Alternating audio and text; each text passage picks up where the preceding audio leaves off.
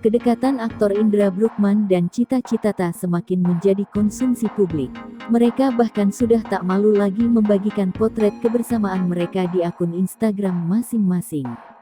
Indra Bruggman rupanya memiliki alasan khusus bisa jatuh hati pada Cita Citata. "Ya gue suka aja lihat dia di TV, gue juga dengar lagu-lagunya, sama-sama Sunda gue pikir, usaha dikit lah," kata Indra Bruggman saat ditemui di Jakarta Selatan, Rabu, tanggal 28 April tahun 2021. Meski sudah terlihat sangat dekat, Indra Bruggman dan Cita Citata belum mau berkomitmen dalam hubungan mereka.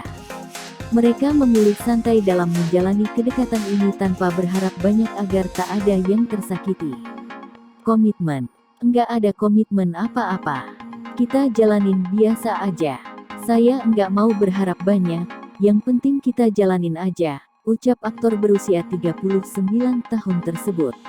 Indra Bruggman rupanya pernah mengirimkan direct message (DM) 5 tahun lalu untuk mendekati Cita Citata. Sayangnya, DM tersebut tak pernah dibalas sehingga keduanya bisa dekat dalam beberapa waktu terakhir.